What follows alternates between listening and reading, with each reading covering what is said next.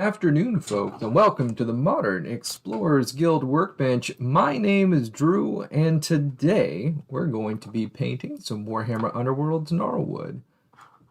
For those of you who are not familiar with this is a Games Workshop game. It's like a little tabletop skirmish game where you're going to have a couple of different warbands that are going to fight it out. You have cards, you have dice, you have a few other things. You're going to be playing on a larger hex grid, and your objective is to either hold some points of interest or to take out the other team.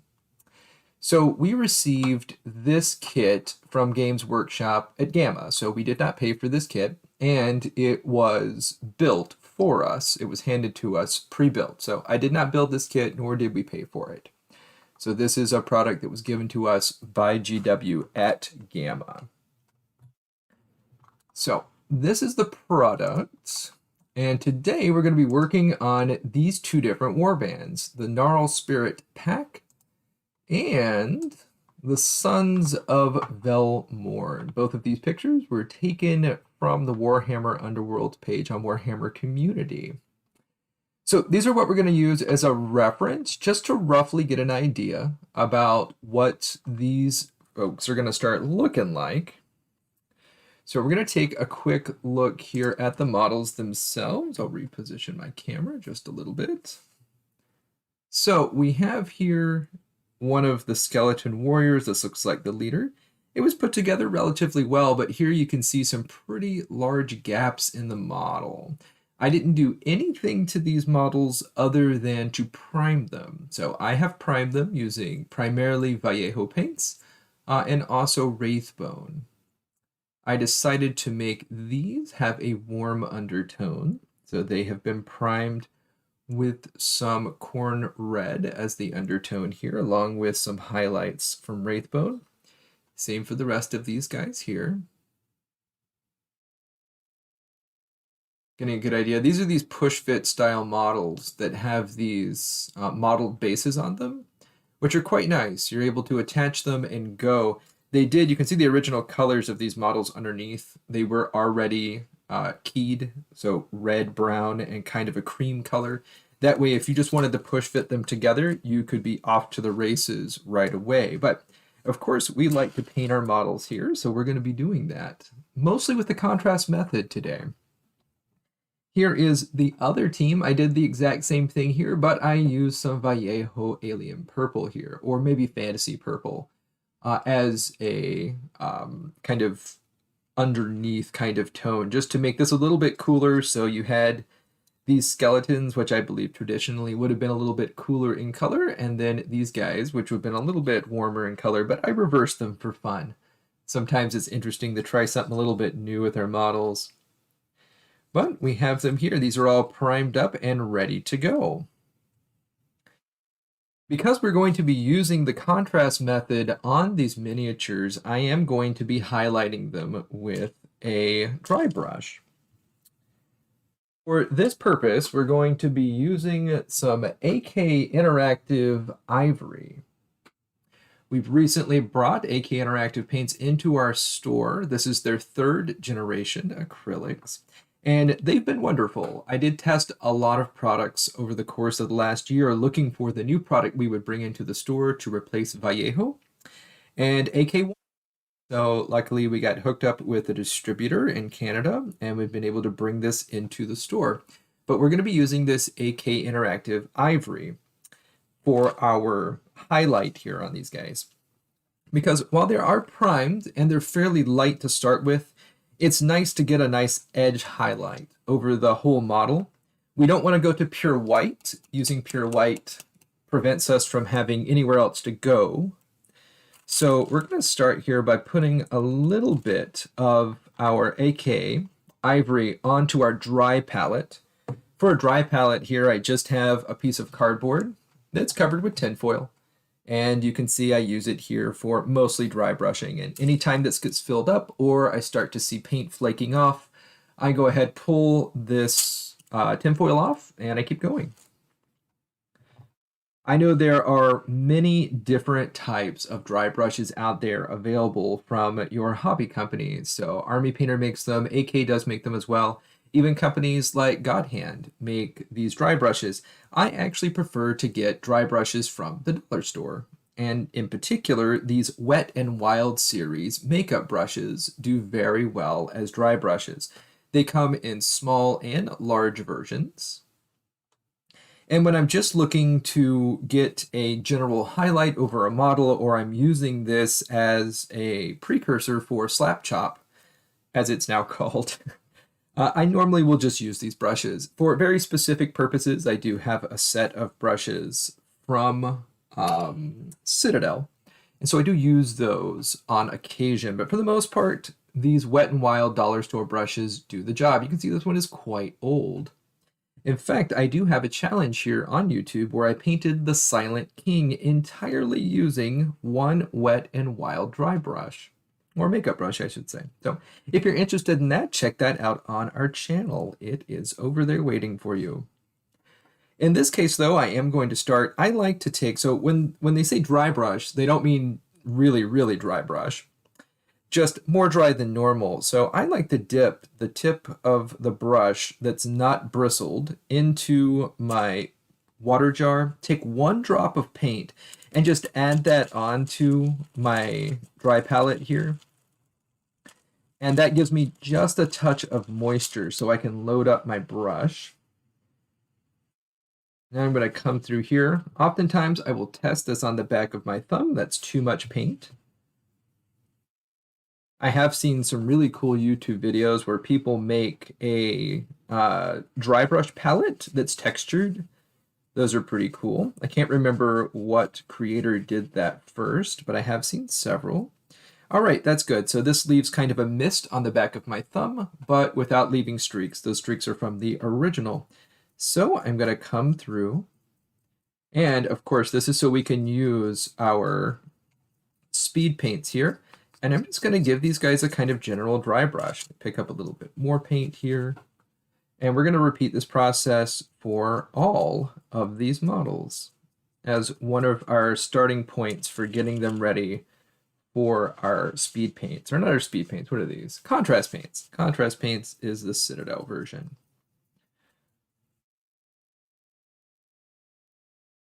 And this is really going to help once we get to that point of applying our speed paints. This allows us to move pretty quickly and still have a volumetric highlight across the model, which you sometimes miss if you just paint it all one color. The paints themselves do a reasonable job of getting things going, but this really helps, I have found, define the sharp edges of the model and get you a volumetric highlight across the model. So it is an extra step, but I feel it's well worth it whenever you're using speed paints, contrast paints, quick paints by scale 75, any of these products that are supposed to be a product that goes on, has very low surface tension, hugs, or I should say falls into the recesses of your model and then shrinks away from the high spots. And of course works really, really well on highly detailed models like these GW models here. Seems to be a little snake down there. That's kind of cool. I did forget to hit up the base of this model, which I'll do right now.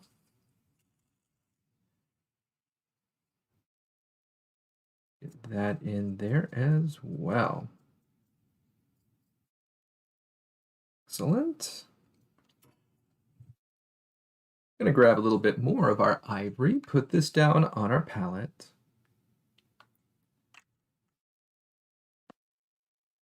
Grab one more drop of my water, put that next to it, pick it up, and we'll keep on going.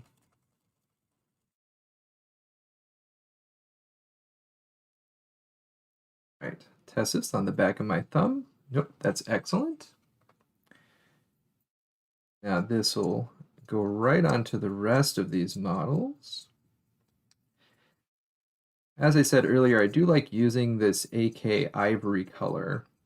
It tends to allow me to highlight right up to the pure white, but not go over into pure white. And then when I want to do my final highlights, I have some nice contrast between this and pure white. It might not look it on camera at the moment, but the difference between the ivory color and a pure white is pretty stark whenever you see them side by side. It also lets me concentrate on these upper portions while keeping a lot of these shadows on these models, which is excellent. Pick up a little more of my paint. Come in here. This also really helps to bring out a lot of these fine details that would otherwise get lost to our speed paints. Especially fur, hair, scales, anything that's highly textured.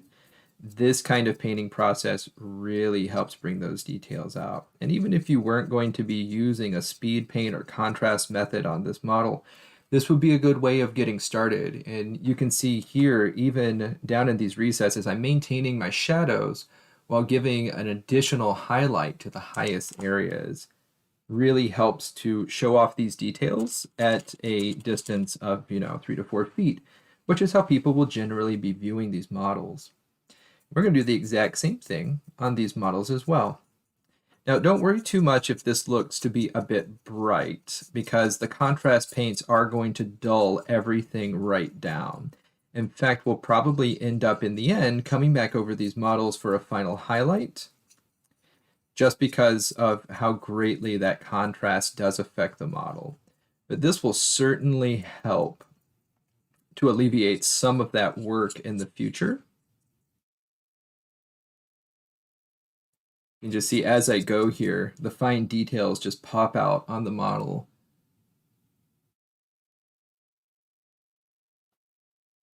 Continuing on.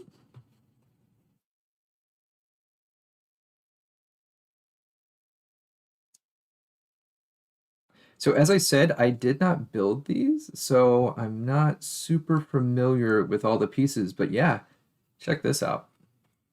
This guy's shield is being held on by this extremely thin piece of arm right here. And watch this. Neat. So if you have this model, be very careful. That's just barely on there. It's solid right now, but if that were to be damaged in any way, there wouldn't be a whole lot of room for recovery. Get some detail on the base as well. Come to the back.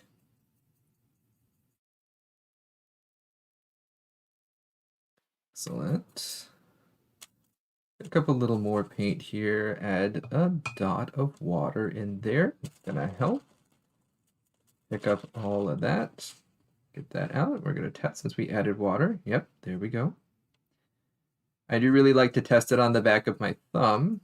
This is, if you were building a textured pad here, you could test it on that textured pad, but in the absence of that, testing this on the back of your thumb is really good to see how much paint. And if you see streaks like you did on that very first go, let's see if you can see, there they are.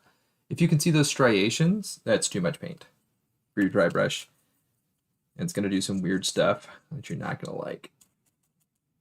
If your goal is streaks, then there you go. But if your goal is to dry brush, as we are, that's not where you want to be. This is also really going to help on this metal portion here. I haven't decided if I'm going to pull out a true metallic or if we're going to non-metallic that. If we did, we would just use a series of grays. Although I think what I'm going to prioritize on this model is speed. So I think just showing you the technique of going through, and all these different colors were applied with rattle cans. This is not an airbrush. These were all done very quickly, just using a series of passes with 3 different colors of rattle can. Okay, what we'll hit, we'll hit that guy last. Excellent. And that's about the right amount. Get that on there. Again, you can just watch the details pop right out, and those details will get somewhat maintained even through our contrast paints, which is excellent.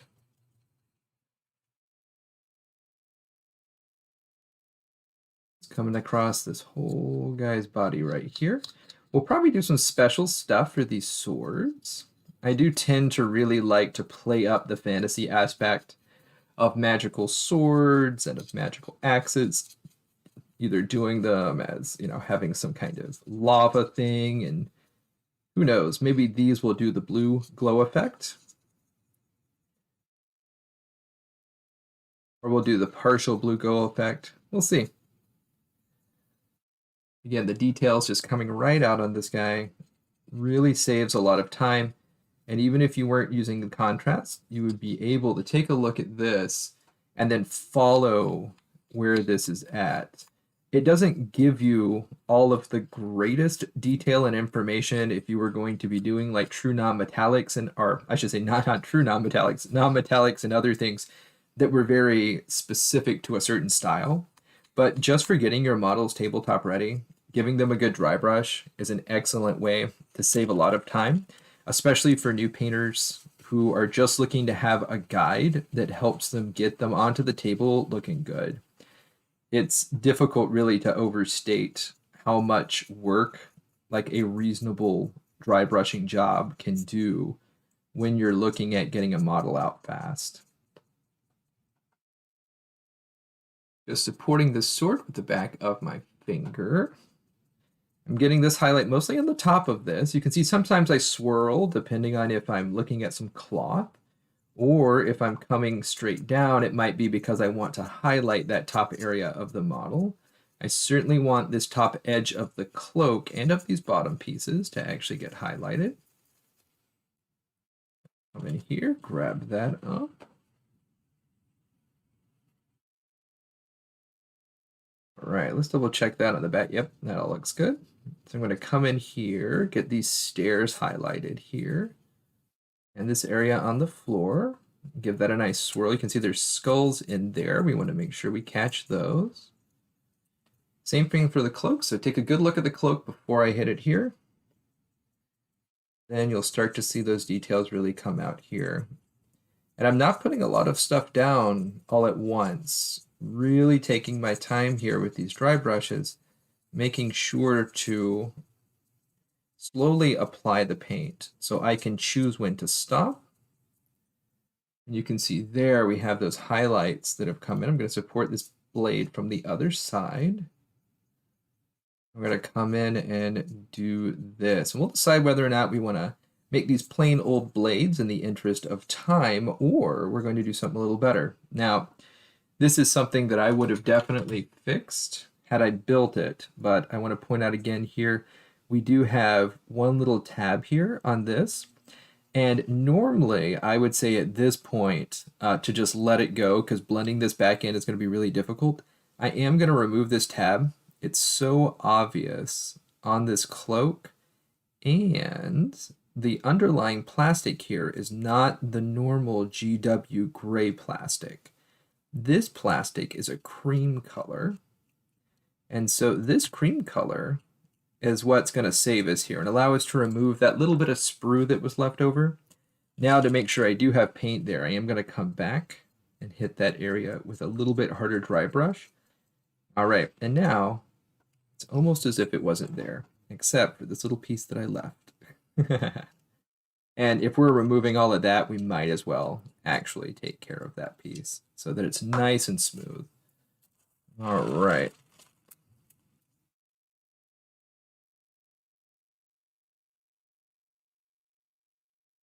Just going to support some of these fiddly bits here.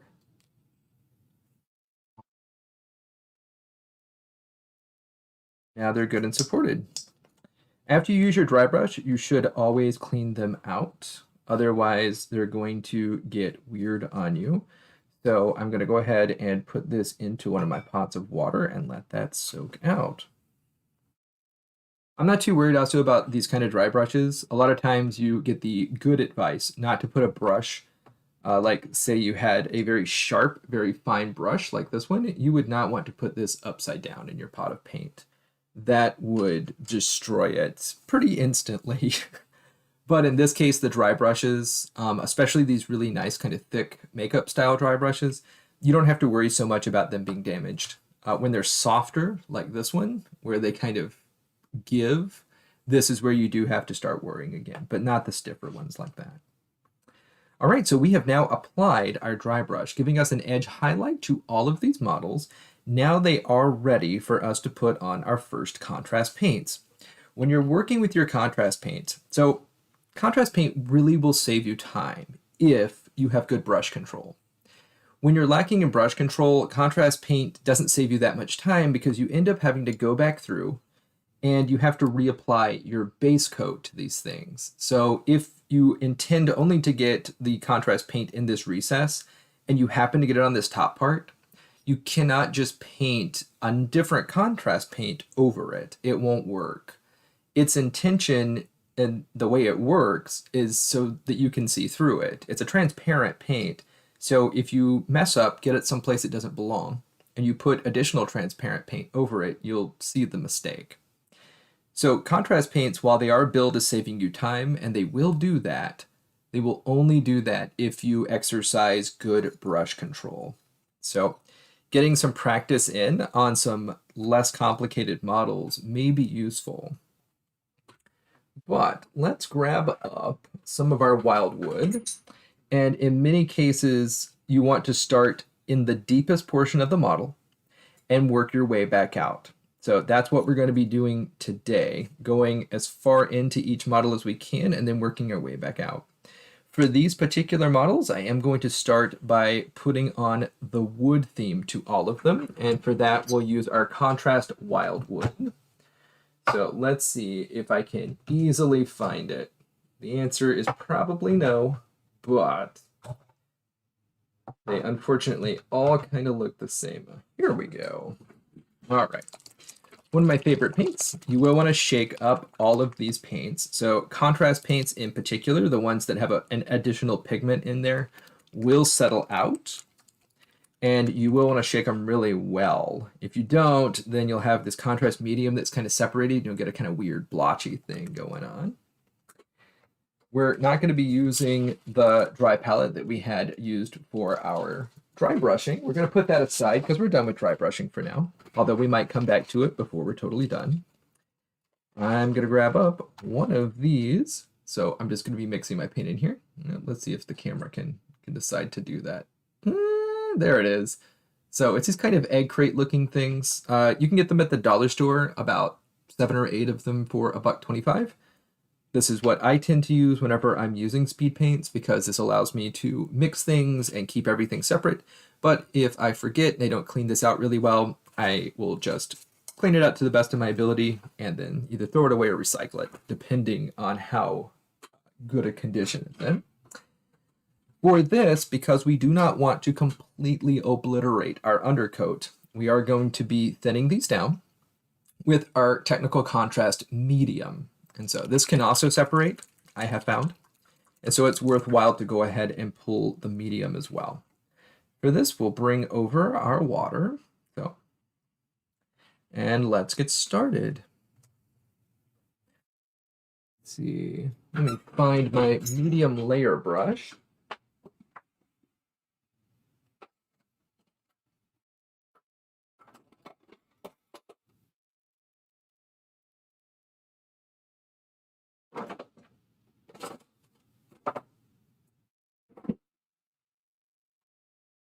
All right, so for my brushes today, I'm going to be using a Warhammer Regiment by Army Painter. This is a medium layer brush by Citadel. And we have a small basing brush, which we'll also use for some of our bigger sections, like the ground. I'm going to put these brushes on my brush holder here. That way they aren't being held in a weird way. And I'm going to bonk the camera a couple of times just for good measure. For any of you who have joined me on previous streams on our Twitch account, you know that hitting the camera is a time-honored tradition here at Modern Explorers Guild. It literally would not be a Modern Explorers Guild stream without it. All right. I'm going to start off by using my medium layer brush. Let's go ahead and pull some of our contrast medium. We're looking for a 1:1 ratio here. So I'm going to pull 3 brushfuls of our contrast medium out here, wiping that on the inside of there. Then I'm going to clean my brush out so I don't mix medium into our pigmented paints here. And I'm going to grab 3 of these. One. You know what? This is pretty dark paint. I'm actually just going to go 2 to 3 here. So 2 brushes of our paint to 3 brushes of our medium. I'm going to mix that all together because I do want, Wildwood really leaves a nice texture on whatever it is you're working with. And so I do want to make sure I keep the properties of speed paints. And so for those of you who don't know, they work by having very low surface tension, and adding water to a speed paint increases the surface tension. So let's go ahead and grab these guys. If I were dealing with less guys, I would probably use some of my painting handles, which I do use. But in this case, we're just going to grab them up. We're going to be looking for any parts of the model that are wood. And so we'll pick up some of our speed paints here, and we're going to just liberally apply that to any section that's supposed to be wood, making sure that we keep our brush away from anything that should not be wood. Again, we make up our time here with speed paints by being very careful and making sure that our brush control is good. And let me go ahead and get you back on camera there. Fill in this top area here. Now, if you are planning to come back and work on anything with some opaque paints, say this is going to also be done in true metallics, then all of a sudden you don't have to be quite as careful because that's just going to be covered up whenever you do use that true metallic. But in this case, we're going to do our best to keep everything nice and clean, just in case we decide to go a full contrast method. Making sure I get that contrast paint down in those recesses. Double checking the other side here to make sure what I'm working with is still made of wood, which it is. This section here is also wood right around the cape. And this little section here too. Coming here, making sure that gets in. The other nice thing about our contrast paints is they do stay wet for quite a while, so you can continue to work with them even after you've put them down. Now, I don't see any other section on the other side of the shield that needs to be our contrast paint, but the handle of this is. So we'll go ahead and paint this handle as we go. It has kind of a metal truncheon piece at the end here, and you'll have to forgive me if I use the wrong names for these pieces, but the end of this is metal, so we'll avoid that while making sure we paint the rest of it. For skeletons, it's kind of when people ask me what the easiest thing to get started with in Warhammer, I tend to say painting chaos models is the kind of easiest way to get started, mostly because any mistakes can be written off as simply being more chaosy. Things just got more chaotic for a brief moment wherever it is you've made a mistake, and it becomes not a mistake, which is quite nice, especially for new painters. Gives you the ability to have some pretty good results starting right off. All right, so there's our first one with contrast paint on it. We'll grab up another one of these skeletons and we'll do our best not to drop it into the contrast paint, although I have done this in the past. Worth noting, there's nothing you can't fix. I know some people get discouraged whenever they make a mistake and they say, well, I've made this mistake, there is no recovery. That's never true. You can always fix the mistakes, either by making them not mistakes, by just rolling with it, taking a little bit different path with your model, or by actually repainting the model. You can always strip the paint off with something like simple green, and then you can come back.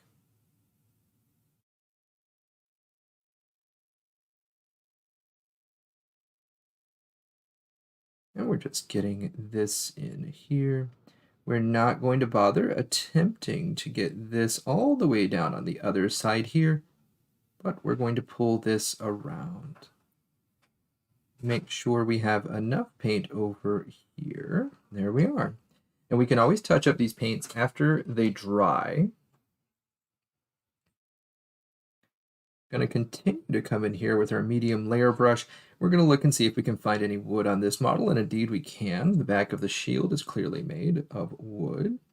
So we're going to do that. I do feel that it's starting to get tacky on my brush, so I'm going to wash my brush out, but I'm going to make sure there's very little moisture left in this brush. Again, we don't want to combine water with our speed paints here. Otherwise, what will happen is we will start to increase the surface tension and the speed paint properties will be lessened. I'm going to grab just a little bit more of our contrast medium since I felt it get a little tacky there. And I'm going to mix that in. That's not going to affect the opacity of this paint all that much, especially since it started to dry here. But what it is going to do is keep it very workable, which is important because we have an additional 6 models to paint while this paint remains tacky. So picking up our model, coming back, holding it in a position that makes it easy to paint, we'll start by working into the deepest area around the shield, and we're going to pull this around to the point here. Working around his hand and the leather straps, we'll continue to work through the shield. And now we have a choice. We can kind of try and push in here and grab what we can see deep down in there, which I will make a little attempt at doing just by pushing there and maybe here. But I very much don't want to have to repaint all of that or get in there and fix it. So here's a good example. We have a small amount of paint that made its way onto there. By mixing just a little bit of water onto our brush, we can erase it. Generally, the water trick works on most paints. And if it's too far gone for water, then what you can do is actually come in with some alcohol. And the alcohol tends to help as well. And I see a nice way for me to be able to get in there and paint that wood. I'll just come in from the front.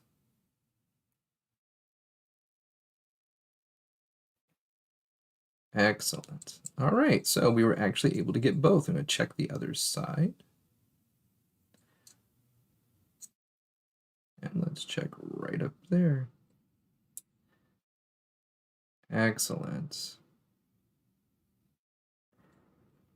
And I may go around the rims of these shields with a pure metal paint, so I'm not too worried about that. Let's look and see if we can find any more of our wood. So we missed a little bit here. You can see the edge of this. It's going to come fill in that gap there. Excellent. All right, and we have our wood on that model. This is also called batch painting here. There's various ways you could do this. You could take each one of your models from completely unpainted and unprimed all the way up to completely finished. That is fine. There's nothing wrong with doing that. If you're going to be using similar techniques on multiple models, though, it may be in your best interest to do them in batch. That way you can kind of work off of what you've already done, practicing how you've done it, and kind of improving your technique as you go through your models. You still get that whenever you're working with your individual models and you work through all of it all at once. But I have found that I improve best when I do a batch process on models like this, especially a bunch of models that are going to end up in like kind of a board game setting where this is not expected that these models would just be absolutely perfect. And this certainly isn't a competition. This will just be sitting at the store here.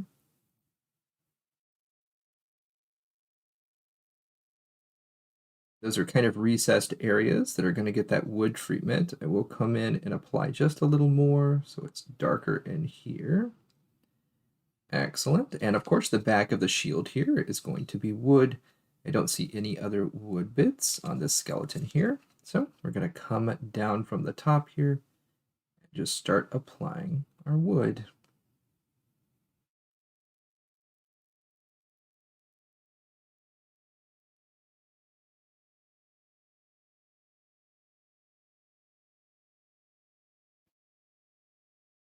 Speed paint does tend to shrink away from everything, and that can mean that you have these little bubbles that form.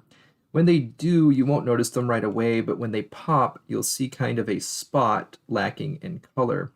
You can fix this by coming back for a second coat of your speed paint, or you can just kind of keep an eye on it as you go. Look for the little recessed areas that might want to bubble, and then when they do, you can come back and just go over them very quickly one additional time to pop the bubble. That is the path I am choosing here. So of course I would like to get a little bit of a speed boost from my contrast paints if I can. I'm going to come along this top rail and hit that. And we'll do the same for the side here, where you can still see the wood section coming through.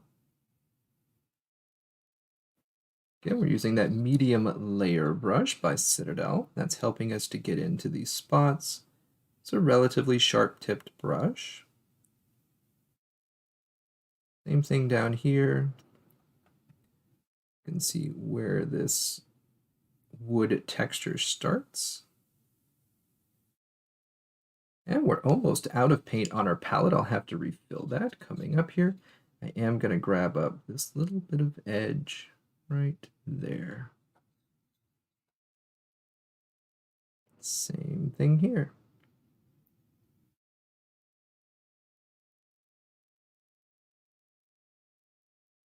Bonk.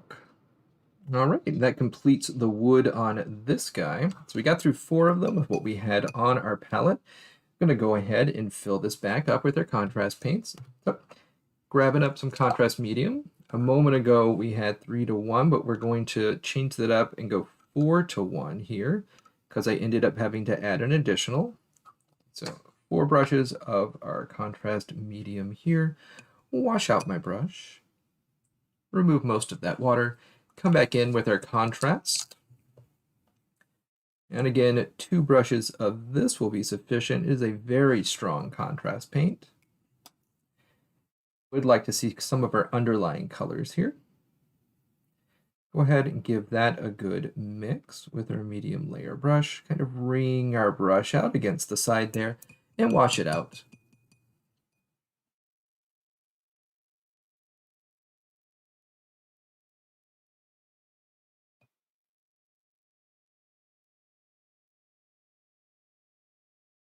All right, now we have some additional paint here on our palette.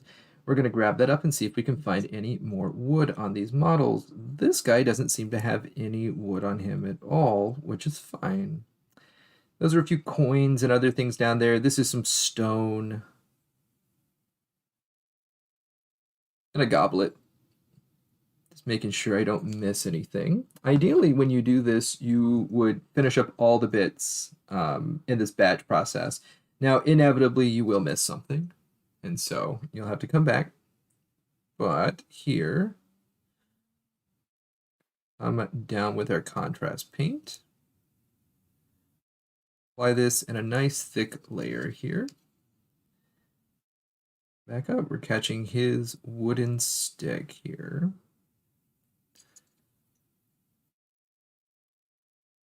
We still want to see those underlying either cool or warm colors, and that's why here I'm making sure that we have thinned our paint.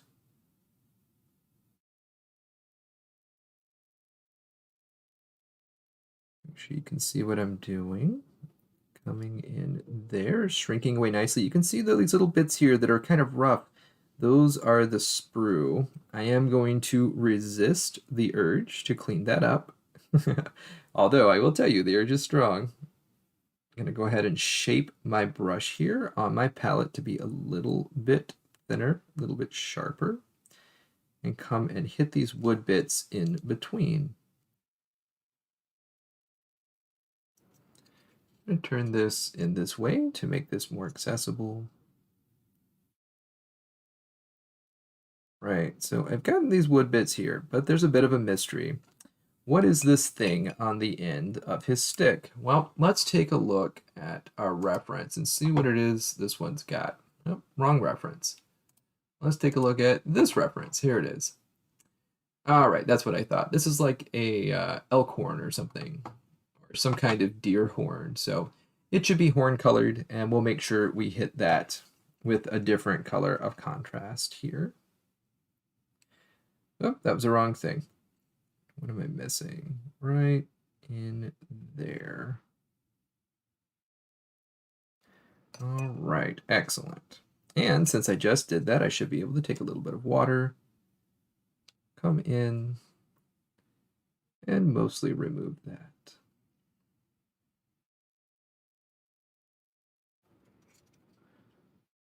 There we go. Not too bad. Look and see if there's any more wood bits on this guy. The rest of that appears to be bone. All right, so we'll go ahead and put him down. Let's check out here. This might be wood, but it's studded, so I think that's actually more likely to be steel. We do have a reference up here, so let's take a look. Oh yeah, that's all steel. Oh. Have a reference there. There doesn't appear to be wood on this guy either. Yep, that's definitely wood. So let's go ahead and put our contrast on these wooden handles.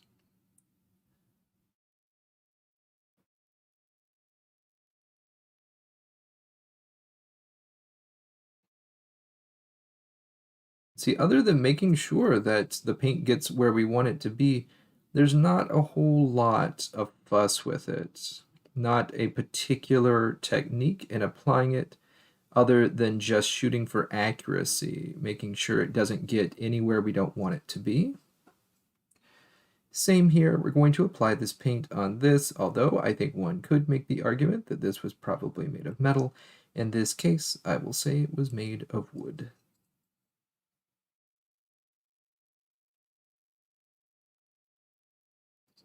Just applying it there, sometimes you want to come around these kind of dots here, these things. They're studs of some kind, probably supposed to be nails. What will happen is that the paint will shrink away from them, and that's how it's supposed to work.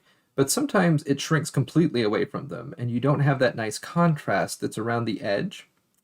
And that's what we want it to do. And so sometimes you have to guide your contrast paint kind of to the point where it's going to stick around like that. And it's going to create this darker area surrounded by a lighter area. And that's very helpful for kind of selling the idea that there is something there. See here, this is just a little bit too dark, too fast. So I'm going to pull that. And this really is one of the benefits of speed paints. You can see how long I waited to do that, and yet the paint did not tear. Normal paint, if we'd have waited this long, would have almost certainly torn when I did that. All right, let's take a look at our last person here. Our last person here has a wooden spear. Our Dr. Seuss moment. Grab this, go all the way around.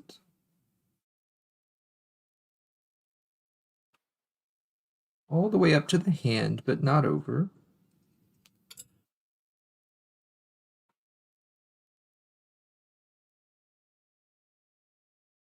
Continue this on, go right up to his hand, and we're going to pull back here. All the way to this edge. Now that's probably going to be done in true metallics. Otherwise I would come in and immediately fix that if it were not.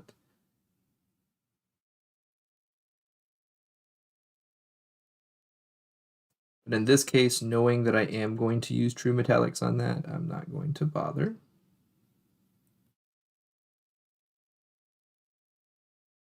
Making sure we get all the way down in there because this is directly behind his head. Heads and hands are the places that the human eye goes to, unless otherwise guided. Those are the natural places that your eye will go to. And so in this case, this is something in his hand directly behind his head, so people will definitely be looking there. And let's see if we can find any more wood. I don't believe so.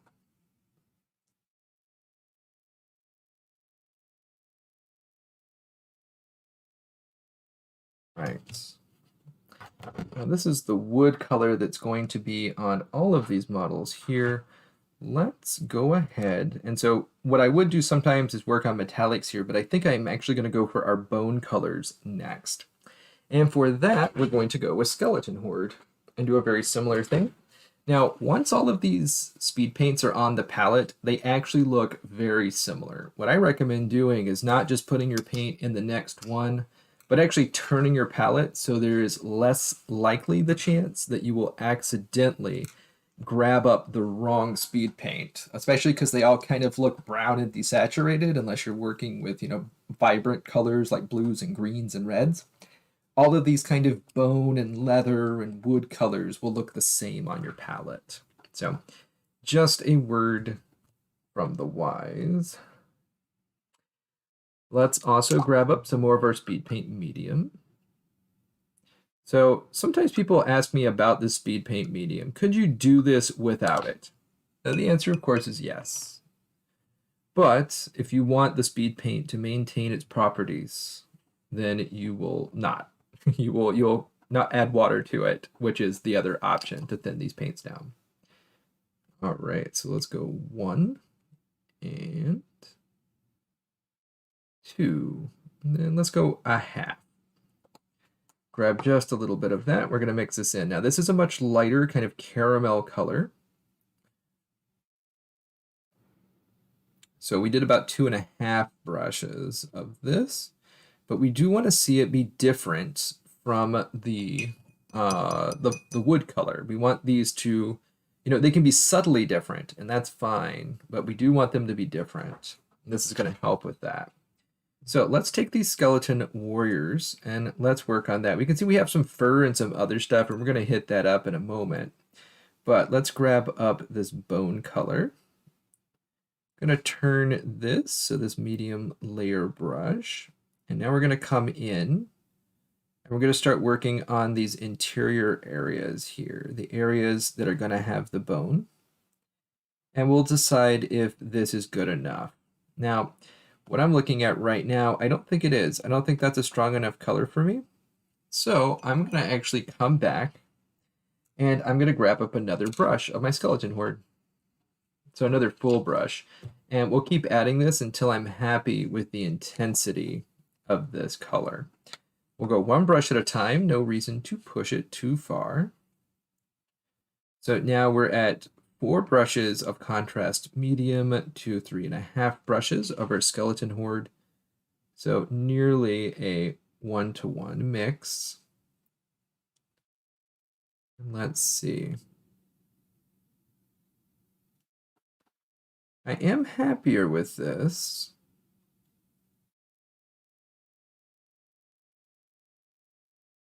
All right, well, let's keep going with it and see where it takes us. Let's see if I remain happy with it as we go. It might be that on these brighter sections, it's fine. And then on the darker sections around the legs, it's less fine. So let's see. Make sure we have you on screen here. Get our contrast paint onto him there. That up, go in. It's important to get right up to the edge of these things because then that provides that nice clean line.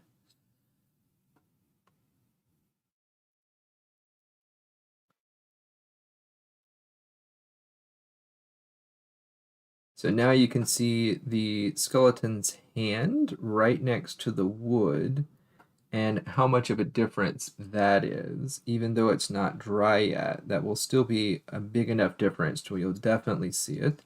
And those straps are going to be made of leather, so we'll work on that too. In this case, though, we want to make sure we're getting way down in there, make sure we get that bone. Then here, same thing. I'm going to go over, make sure we get his face. It's kind of recessed way down in there. Okay, I'm pretty happy with that. And then because we're going to come back with a true metallic, I'm not terribly worried about there being some additional contrast paint that gets on the places it shouldn't. Here we're really focusing on just making sure that the paint is in the places it should be. All right, so that skeleton has these contrast paint. I think I am just going to go one more brush into this to really try and give me a little bit more saturation to this color.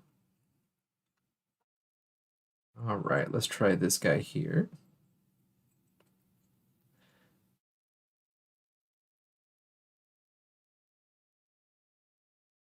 Go right up to that leather here.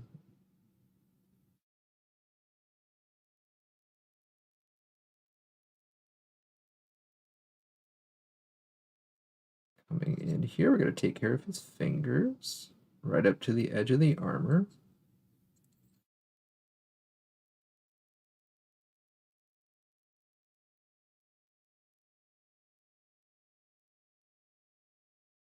Where the bone is showing.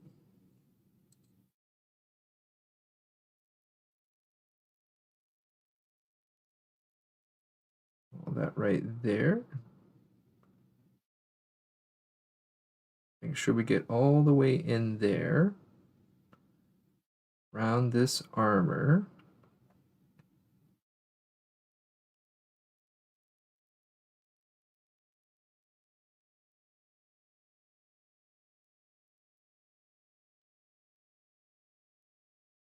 Back of his arm. Again, being as careful as we can, not to get this paint anywhere we don't want it.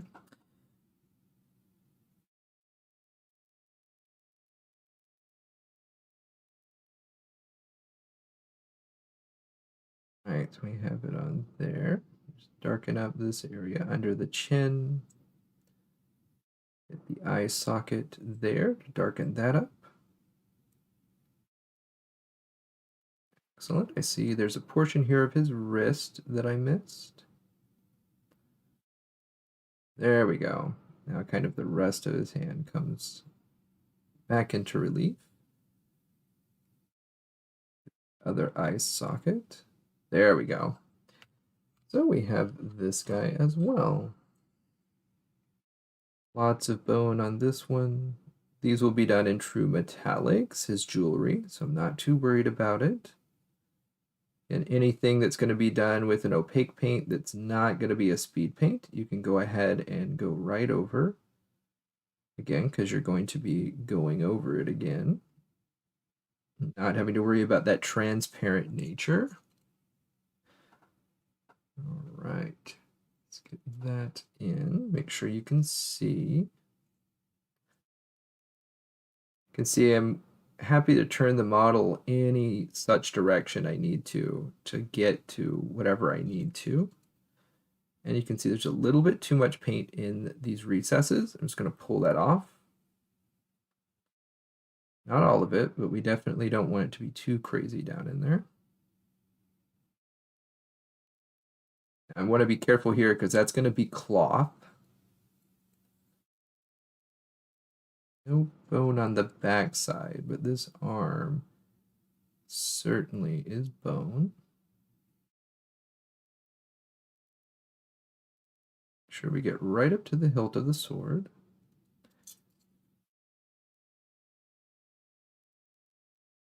Same thing there, right up to the edge.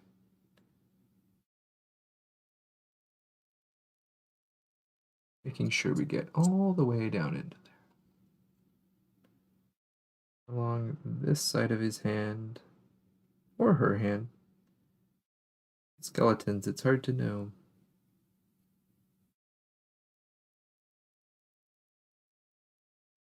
Darken the area here under the cheek, where it would naturally be a bit darker. Catch this side of the face all the way to the helmet. Don't want it to look like we forgot any of that. All right, so we got that bone in there. 2 more skeletons left, which will be the majority of our bone, I believe, unless there is a lot more bone on those guys than I realized. So kind of looking at them, they do have a lot of horns, which we're also going to be using this bone color for the horns as well. Go ahead and get this onto our guys here. Our little skeletal minion guys, it looks like. So, one of our partners went to Gamma this year, and that is, as I said in the intro, where we got this Gnarlwood box. So, again, this was not one that we paid for as a store or that we bought individually. This was a promotional item that we got from Games Workshop at Gamma. And I would say, just kind of looking through it, this is my initial impressions. I've not played this version of the game, nor have I actually gone through and really done anything with Underworlds other than know it exists in the Age of Sigmar universe. Oh, hello, Alex. This is indeed Underworld, which is exciting. This is going to be, you know, a thing that we're going to do on Thursdays. I am going to take these models and I'm going to set them up in our store. And so this will just be sitting on a table in the back, which is what reps and vendors and whoever else I've talked to says is the correct way to have Underworlds and other games by GW like this. Just have them set up so people can play them and get used to them. I have always felt that for that, though, I also needed to know how to play them, which I don't. My understanding, though, is that these are very simplified versions of GW's games, and it would not be too much of a task to do that.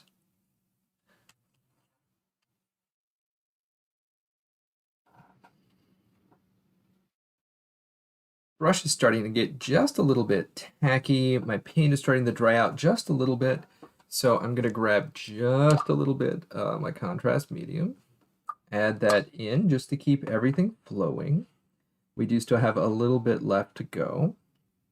Now, what you can't see that I'm doing here is every time I pick up paint, I'm twirling the brush to get a nice end on it. This is an older layer brush, and I will say that Citadel's brushes do fine. They're not the best, nor are they the worst at this, but I do like a brush that can hold its shape while I'm working with it in this way. Contrast paint, though, is very forgiving in this particular regard because I don't have to have, you know, perfect form or technique here with this.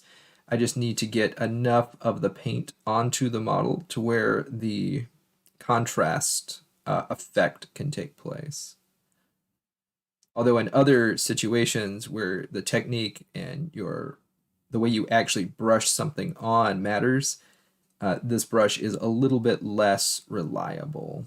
And so I tend to not use the Citadel paint brushes for more advanced techniques. I tend to leave that to like the Artis Opus brushes and some of the nicer army painter brushes. Chin the bones back here and there. Let's get that all up on his face, and there's way too much in there. So I'm going to wipe this off, and I'm going to go in and grab it. There we are. That wasn't too bad at all. And just a little more. Now we want to make sure we get anything that is bone.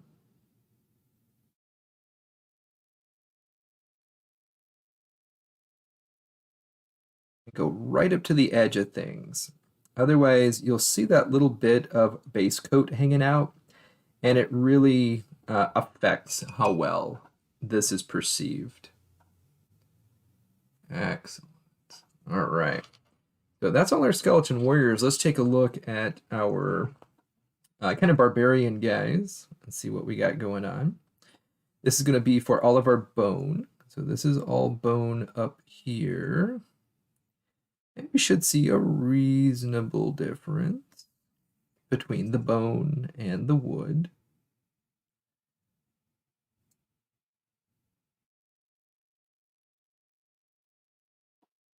Yeah, I don't know if it comes through quite a bit there, I think. You see the wood has much more muted. It is not as warm as the bone is. But yeah, definitely a difference, which is what we're looking for.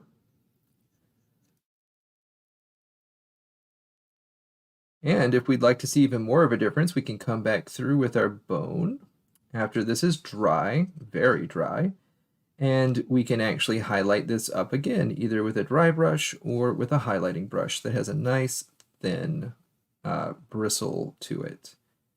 So we can go through with that, making sure we catch all the area around, right up to the hairline.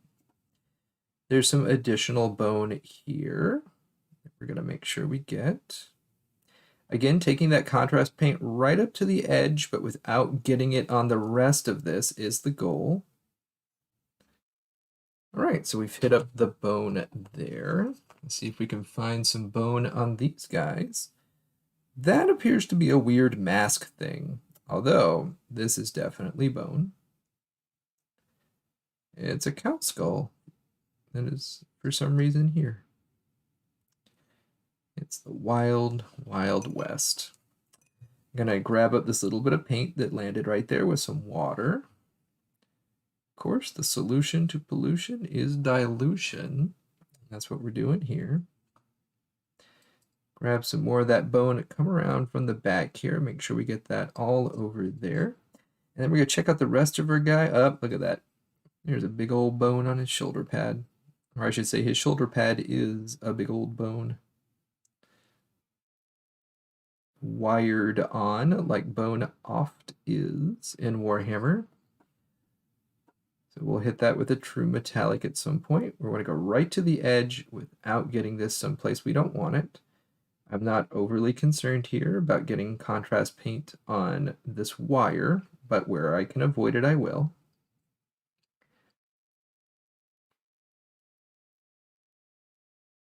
After we catch that underside there, and we're going to go right up to the hairline.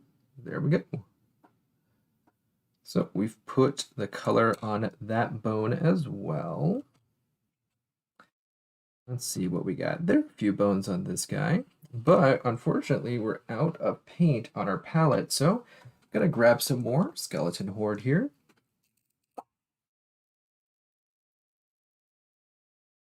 Go with 2 brushes. So 2 brushes, skeleton horde. There's also a good opportunity to see if I would have liked the bone to be a little more intense by just grabbing 1 brush full of our contrast medium, mixing it in. It does look a little bit stronger of a tone now. Wash my brush out.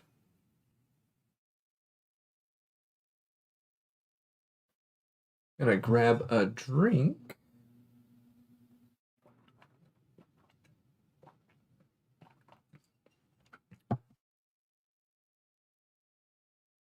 All right, here we go, back on. We went ahead and mixed up our medium and our speed paint. Now we're gonna come in, get that onto our skulls, which is primarily the bone that's on these guys.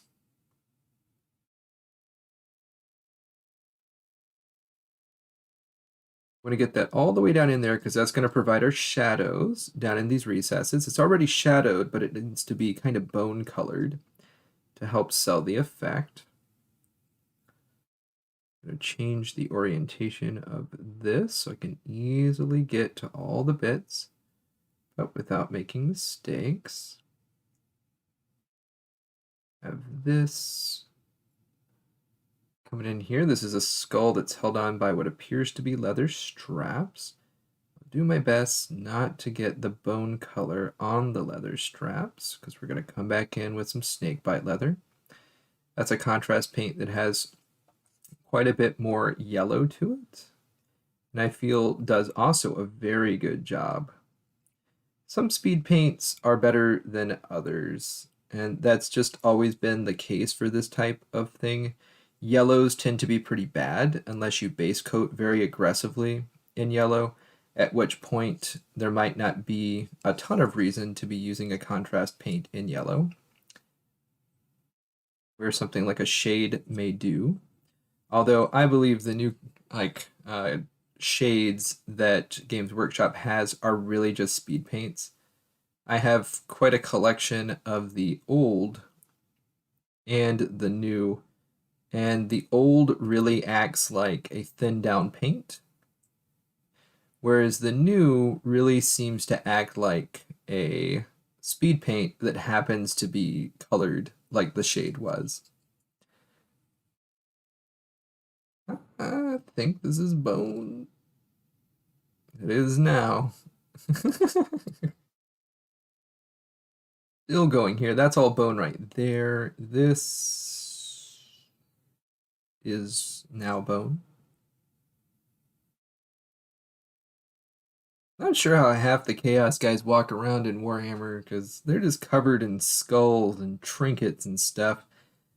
I can imagine the Space Marines, just tough it out because they're in their armor, but like these guys, I'm not quite sure how they manage. Just be so heavy and jingly. Constantly trying not to get just slammed by this stuff all the time. It looks cool, they're standing still, but they'd probably be a little less intimidating in battle, like running and tripping, falling, getting smacked by skulls.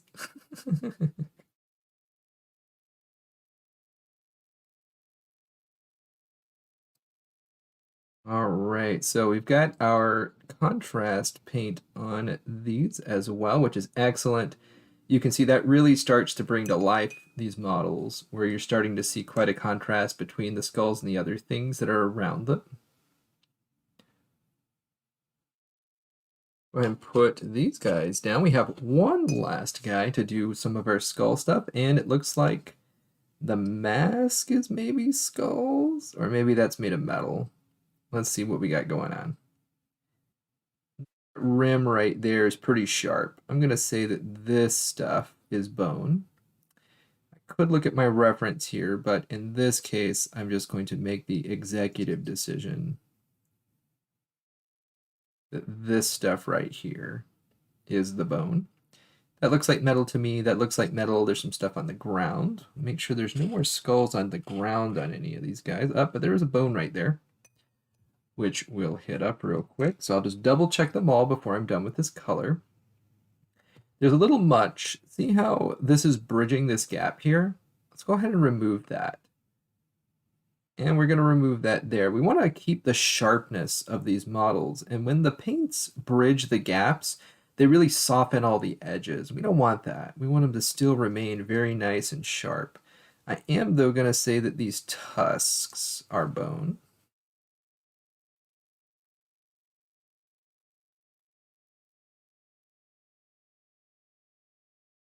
All right, and that'll do it for these guys here. Let's catch the back of that real quick with just a little extra paint. There we are.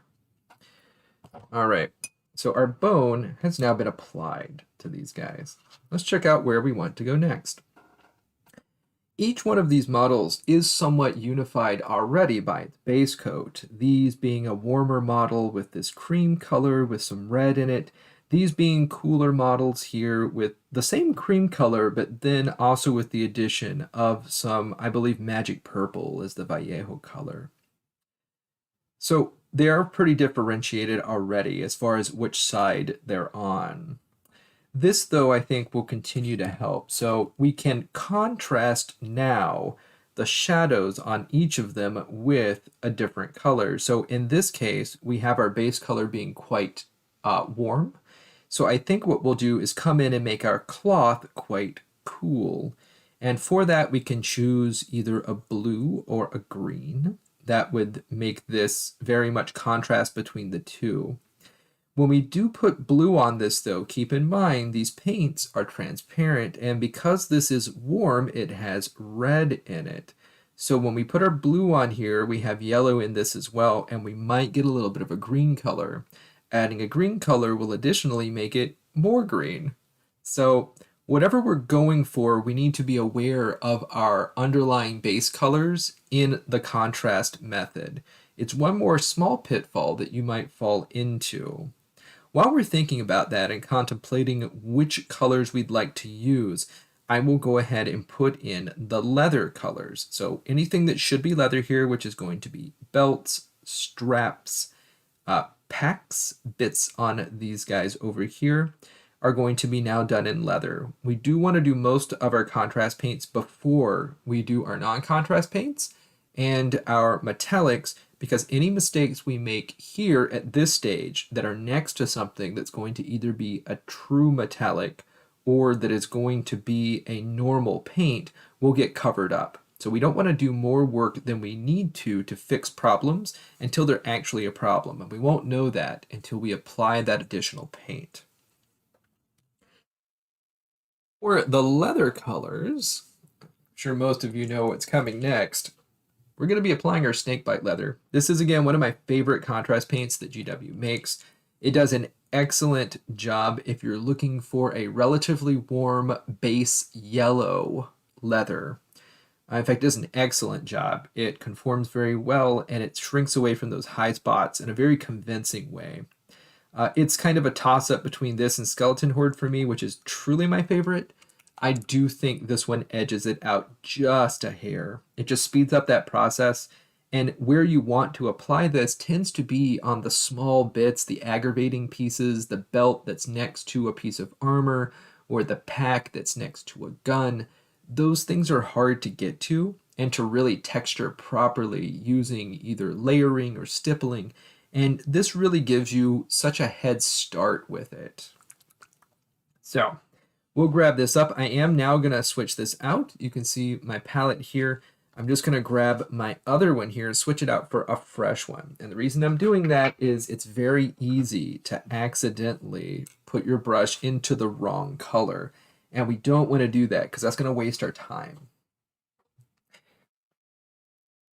So here's our Skeleton Horde. I'm also going to move that so I don't accidentally grab it. And we're going to grab up our contrast leather, or our snakebite leather, I should say, contrast paint. Let's go ahead and grab a few brushfuls of our contrast medium, about a brush and a half here. I'm going to wash that out so I don't thin down my actual paint. I've already shook this up. Let's go ahead and grab 1, 2, and 3 brushfuls. There's quite a bit of leather on here, although we will almost certainly have to come replenish this. On my palette, it is a much stronger color, much more saturated here. There's definitely reds and yellows in this. It really sells a very convincing leather effect on your model without having to know how to layer, stipple, or weather. Of course, knowing how to do those things, you can come back and improve this. But just as it goes, this is a very easy, convincing kind of effect. So let's see what we got going on. This guy's like in shorts. That is a choice you could make. Let's take a look at the our reference here. Oh, he is indeed in shorts. Look at that. Not sure why. This guy, no, nope, he's the only one. I'm not sure if he's the leader or a caster or a summoner or something. I don't know. Well, sometimes you wear shorts to the battlefield, I guess. But we're going to go ahead and choose to make all these other bits around here leather. So let's grab this up here. This pouch is going to be a nice leather color. So are these bits here. You can see as I do this, the work that we put in by going through and dry brushing this model, this is where you're going to start to shine on these really small kind of fiddly bits where you don't really have to come back and do a ton more work because we've already put in those details using that dry brush, and this contrast paint is just going to work with what we have there. So I'm going to come in here and I'm going to get a finer point. We're going to make these scabbards be leather. You can see the area around them is going to be metal. And that's what we're going to do next. But the actual scabbards themselves for these knives, again, is not in a great place. I feel like this would get in your way quite a bit. These are such small bits, in fact, I am going to be grabbing up a different brush here. Let's go ahead and grab up our Kalinsky Masterclass by Army Painter. This is a brush I come back to quite a bit just because of how convenient its shape is.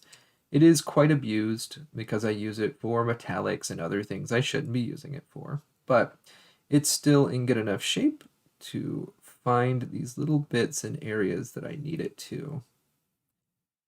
You can see it's a very, very fine brush. You do still want to work to make sure you don't get this contrast paint flowing all the way down this brush into the ferrule. The ferrule is the metal part here of the brush. If it does, it'll dry in there, expand, and then it will make this a lot less nice. Your brush will kind of splay out, and that's no good. All right, so we have this. We're going to catch all these leather bits in here, and then we're going to be using some gore grunta fur on the fur here. But we do want to make sure the leather is a little bit different than that. So we're coming through, catching some of these bits. Same here, we can see that in there. We'll come back with our gore grunta, but we're going to hit those belts if we can. Right. Let's strengthen that up here. Come around in there, being really careful just in case some of this stuff isn't dry everywhere. Ooh, look at that. Missed a skull here. We'll take care of that skull in just a moment. I'm going to say that this is all tied here with leather, giving a nice contrast between the other wood and bone, which is why we were so careful, because we want this to stand out. And that really warm kind of leather color is what's going to help there. Right, we don't need to be too crazy about catching the undersides of these, but I am a person that likes to be able to look at my model in every which way. I'm gonna say those are made of metal. This stuff is his shorts, so we're not really gonna bother with that. I will touch up those small bits in there. And while we're still got some paint that's fresh, let's very carefully bring back what we were working on here. Gonna grab back my medium layer brush, grab some of this, and let's put this skull together with some contrast paint here. All right, gonna go right in there. Whoop, got a little bit on his hair or fur or whatever this is. Just pull that off with a little bit of water. And all good there. All right, those are actually, I'm going to say, are leather. So let's switch these out. Again, being very careful not to accidentally grab the wrong paint, which is very easy to do with these browns. Grab that. We'll come in from this side, completing that.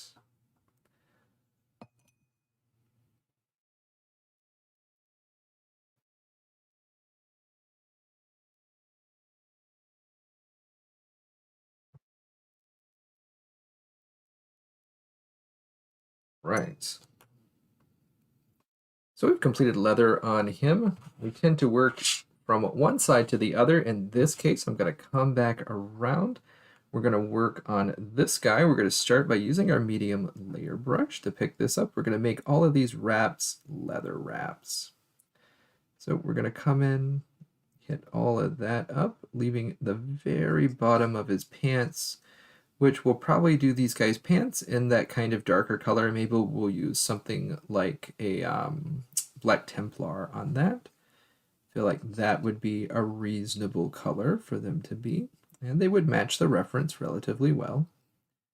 Although those are kind of done like in a whole gray with an administratum gray as a highlight, which is also a thing you could do. Right, coming in here, we got those pants like that. Oh, see a little bit we missed. Let's get that in there. There we are. All right, we have a couple of more leather straps going here. That's made of metal. This belt seems to be made of metal. So we'll let that be made of metal. These straps at the horns, though, those look like they're going to be leather. So I'm going to come back with my fine detail brush. We're going to grab that up with our leather.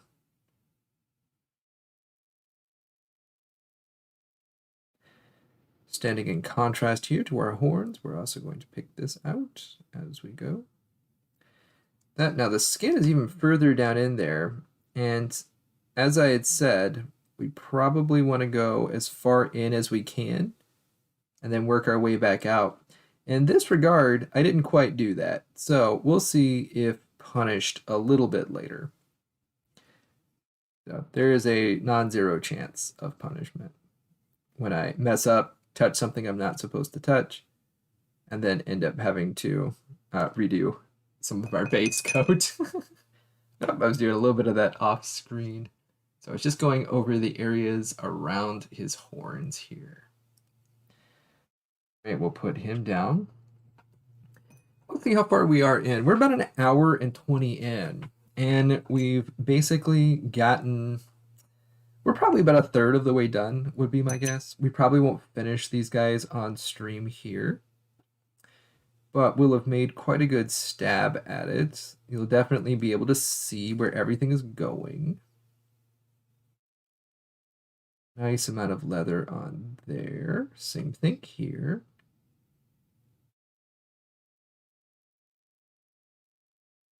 Can see it contrasting nicely with the bone, despite being very similar in color. That subtle difference is really what helps your model shine when you get to these kind of parts. All right, we're going to come in here, get these done as well. So this will all be leather back here on his boots, holding that together. Same thing here. And because we're dealing in such tight spots, I am still using this Kalinsky Masterclass by Army Painter to put this on. Any type, or size 0, I should say, brush should be good enough to get you where you need to go. Get that in there. And we have all sort of little bits of leather that are kind of jammed down in here. Being very careful not to overload our brush. Can hit quite a few of them. You see they contrast quite nicely with our bone here. This is filling in a lot of these gaps in colors.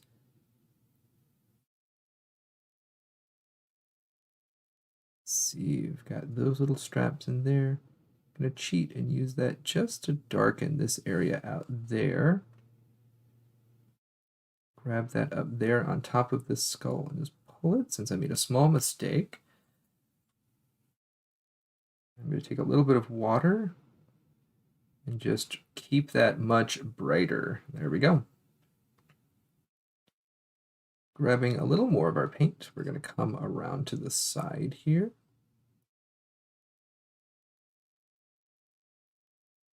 Grab this up. This is metal down in here, so we won't be painting that leather. This, and going right to there.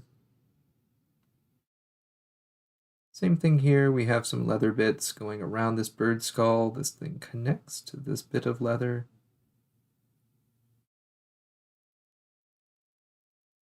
And one more hiding down in here. On these modern models, GW really likes to hide stuff, kind of down in fur, down in places. It's totally fine. It's a nice little Easter egg kind of thing, but just be aware that that's going to be probably hidden somewhere down in your model. And if you're not aware of it, you might not catch it until you're almost done. And then wherever that's at, it might be a difficult painting job, depending. Right, now let's see if I can sneak that brush in there. Just barely. Look at that. It has been snuck. Got that right down into there. Now this is metal here. Yep, so we have metal going to a chain, which we don't want to mess with. This, despite it looking that way, I don't think is leather. Well, maybe it is. Maybe these wraps continue here. Let's take a look at our reference. See what we got going on there. This is the pack. Boop. It's this guy.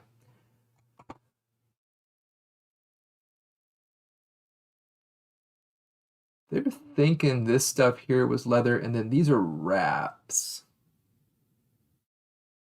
Interesting. So that's a much redder kind of leather color. And these were like black leather here.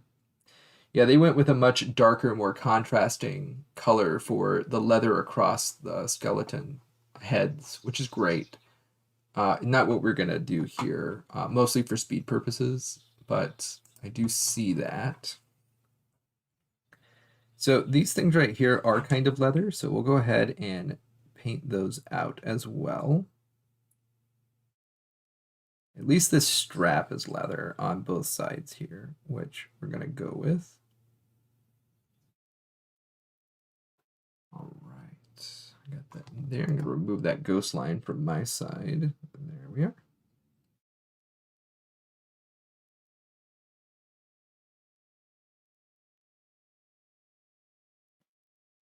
Right up to there. Bring it around. There we are. But not up to there. So let's take that off. Excellent. All right, I believe that is all the leather on this guy, or what we're going to be painting as leather. And if we want to, we could come back with a little bit of Gorgontra fur and then go over that. And that's a little bit more red looking. That would definitely make this a little more contrasted around those areas. But let's take this, go with these little bits of leather in here. All of these little things on the model are both a blessing and a curse. It adds so much more for those people that really want to get in there and have some stuff to paint and not have to really just like make it all up themselves. But if you just want to get this thing out on the table, it makes it really difficult to do that in a quick fashion. You do end up working quite hard because there's so many little details. Space Marines are particularly guilty of this nowadays, where you end up having to do just so many little bits and pieces of things all over the place.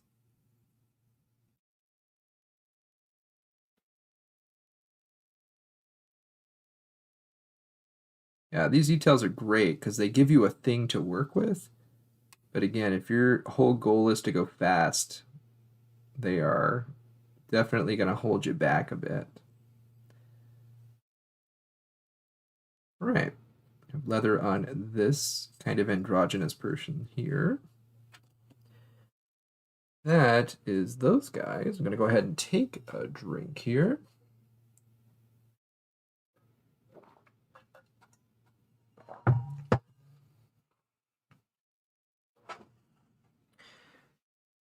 Right, let's check out leather on these guys.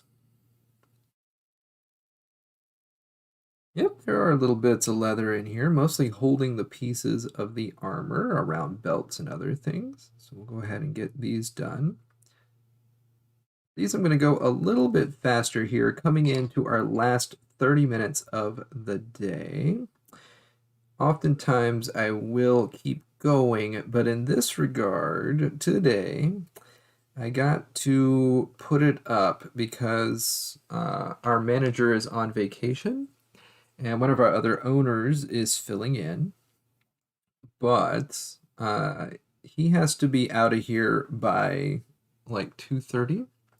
So I do have a hard cutoff at 2 o'clock today. So we'll go a little faster here. Put that together. Yep, getting all the way down in there. We can see those leather straps here that I've been talking about this whole time. Get those in. This matters a little bit less to get that on our previous contrast, but we still want to avoid it where we can. Let's see what we got. So that little bit of leather is taken care of. There's one more leather strap that runs kind of all the way around, which we just connected out. Looks great. Top of this belt right there. All right, that's the leather there. Lots of little bits of leather on this guy. This is probably leather right here too, which I missed on the previous guy. And now every now and then, that's going to be the case. You'll get, oh, is this leather? Or is that a coin pouch? Sure. It's a leather coin pouch. We do have this leather strap going all the way around. Grab. Same thing here, go all the way around. Follow that strap in. Same thing here. Follow that strap.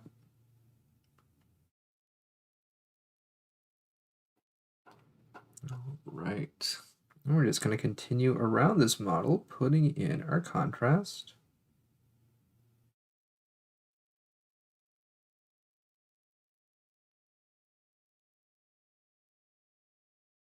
Yeah, some of the bits of this model are so fiddly. Didn't even quite notice what that really was.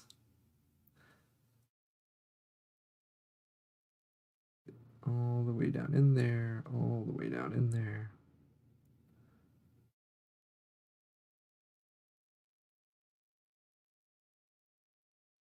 It's like some of that wood got missed. Because that's so deep down in there, I'm just going to cheat, throw a little bit of this on it, and no one will ever know, because that's so far down into this model.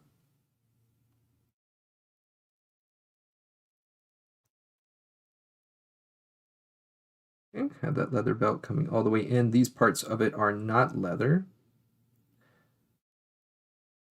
Right. So it looks like we've taken care of that. I'm going to check the back of this guy's arm. Whoop, look at that. Missed a leather strap. Heresy. All right, there we are. Two more left. All right, following these belts right here. Go right in there. I don't know what that is. This is probably a little metal in piece that I'm painting right now, but that's okay.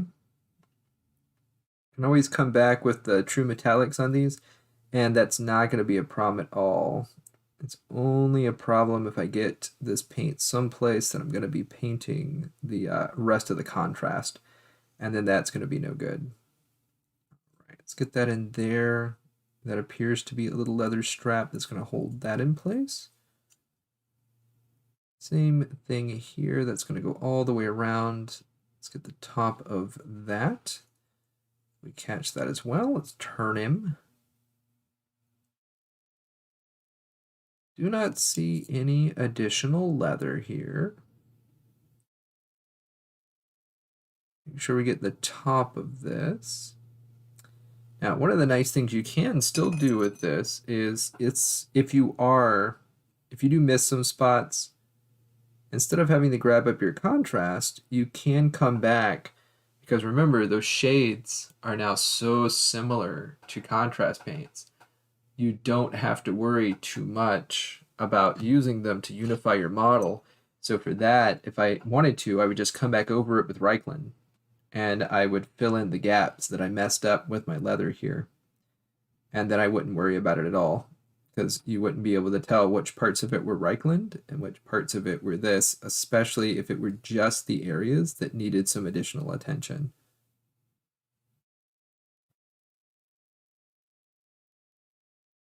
That leather there. I'm going to come in and do this leather here. Filling that in, filling this in.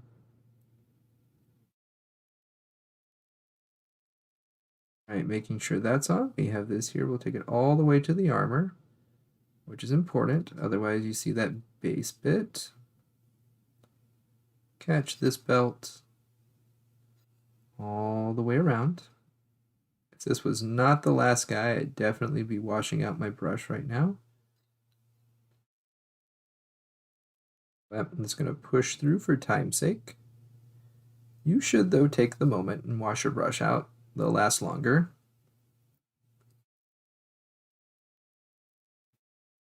Right, that looks like all of my leather on this guy as well.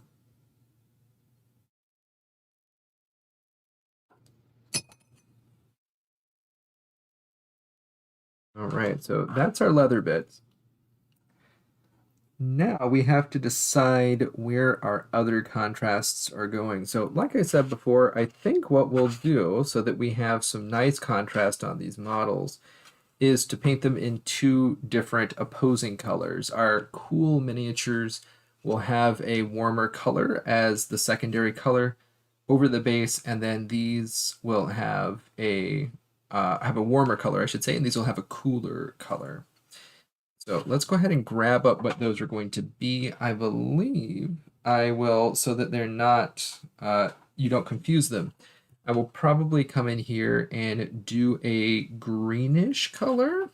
So let's see what we got. And then whenever we mess up, we'll just come back over with our true metallics. So this is Croxagore scales. This looks like a blue-green.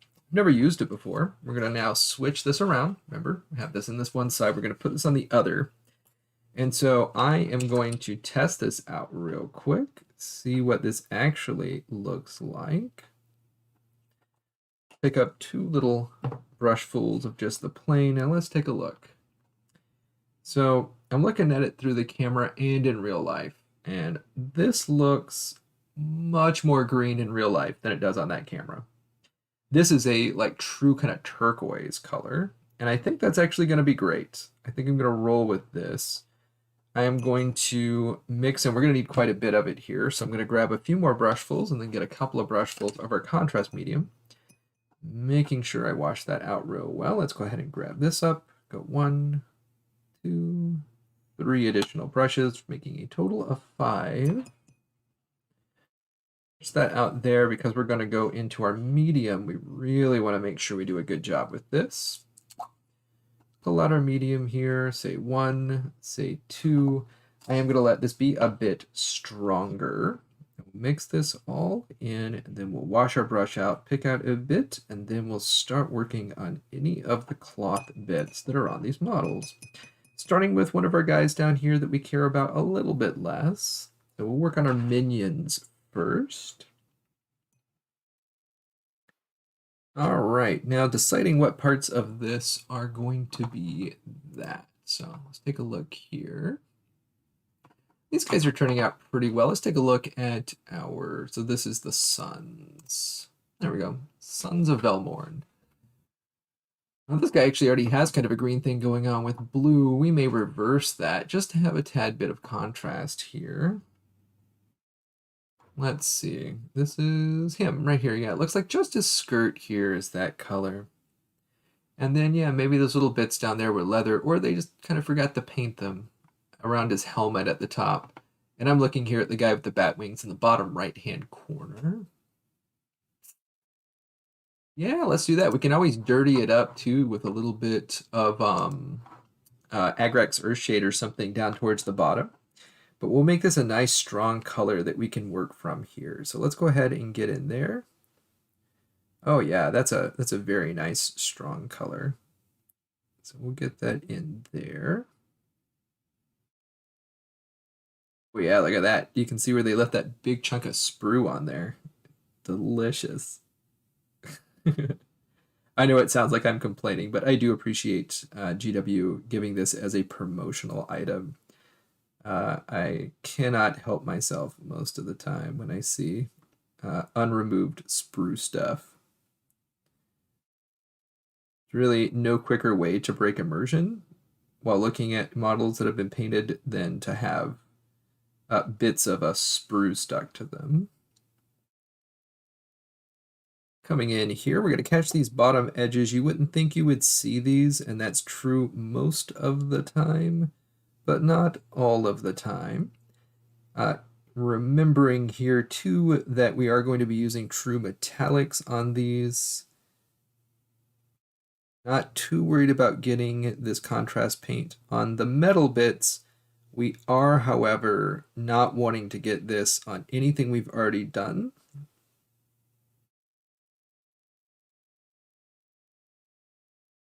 We're going to get that in there. We have just a little bit on the bottom of the shield. All right, taking a look here, making sure I'm putting this in the right place. So these paints do stay malleable in a way. You can work with them for quite some time, but not indefinitely. So I am currently working here to make sure I get this where I need it, especially because this is such a large area on this model. You can see there, when I did that, my brush left just a hair of a trail, and that's where I can tell it's starting to finish up here, starting to firm up a bit. All right, and again, remember, we're not too worried about the places we're using our true metallics because they are not transparent, and we're not worried about having to fix that. We don't want it on his hand, though, so let's go ahead and just brush that away.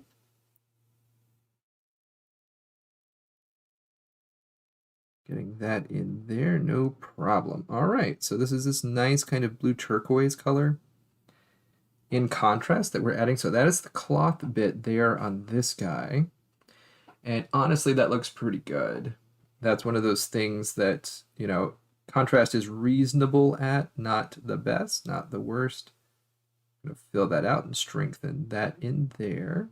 Strengthen these areas here in the recess, which is where you'd really like it to be stronger. This has done a pretty good job in the back here, so I'm not going to mess with it. Seems good. We'll do all of our minions first. That way, if something goes horribly wrong or we don't like it, we can punt on our main guys, and they will still look as good as they can.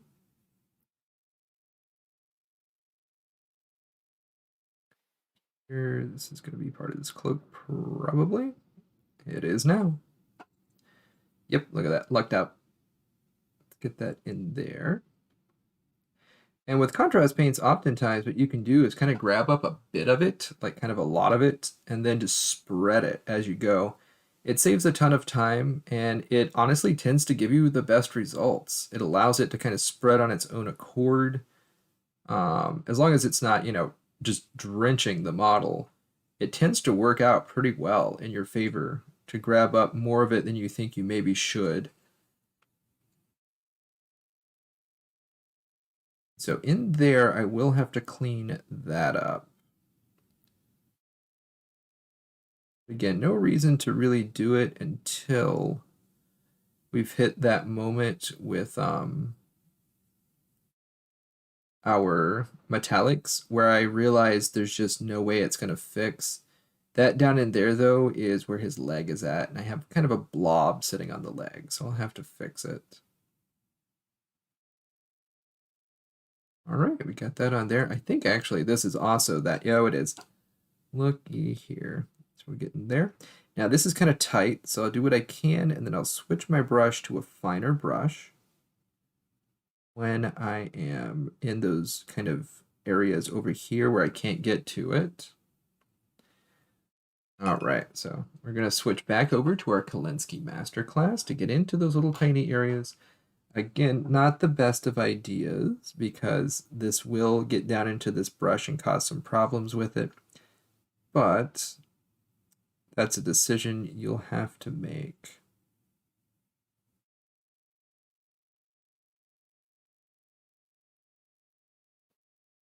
Get down in there.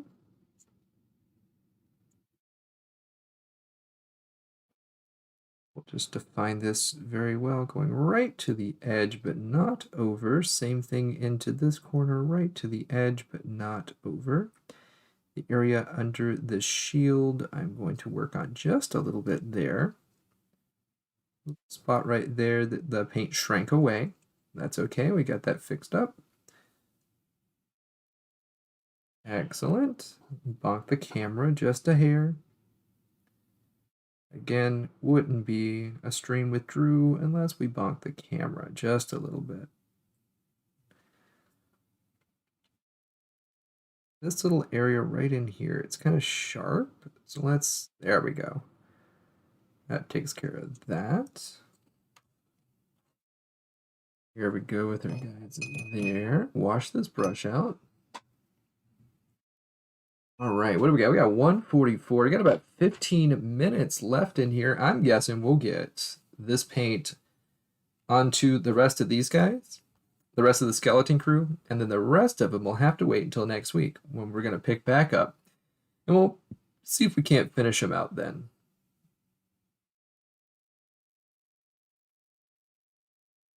So taking our contrast paint, coming in, going right up to the edge, but not over. Again, you'll hear me say this quite a bit. Contrast paint is great for saving time as long as you have good brush control and you aren't constantly getting paint someplace you're not supposed to. Because if you do that, that is not going to save you any time. You're going to be sad. You got to fix it.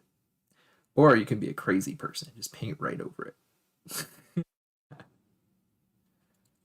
That is always an option. The option to be the crazy person. Got that? You know what? So this is kind of a recessed area on this, and it gives you the opportunity to have kind of a two-tone effect if you really wanted to sell the depth of this cloak. We're not going to do that, mostly for time constraints, but if you were going to be painting these models for competition, or you really wanted them to look the best they possibly could, you would probably two-tone this, probably with either a darker blue against a lighter blue here on the surface, just to increase the contrast for some visual interest. So again, GW has got your back as long as you're interested in taking quite a while to paint things well. If you're not, then less so. That will work out a little bit less for you. Let's see if I can do that with this larger brush. Turns out I can. That just barely worked out. Right next to his leg, but we don't want to get it on. Excellent. Come in there, make that nice and sharp. All right, and I'm going to drop him a little bit, just to, you know, keep things lively. Oh, I'm going to knock the other guy over too. Man, they're just, I don't think I dropped, well, I dropped it right off when I first started the stream. We dropped a guy, but. Got this guy left. This is our big kind of skeleton warrior guy. And then over here, we can see we got the same cloth. I'm going to put that on the shield too. Let's check out our reference real quick. It looks like our reference had that going on. So we got this. You can see there's like kind of a cloth area on the shield that's pulled off. Let's check out what we got here. And indeed, yeah, it's kind of a cloth of sorts that's covered the shield. And it does match his pants or whatever that cloth is kind of around him there. So let's roll with that.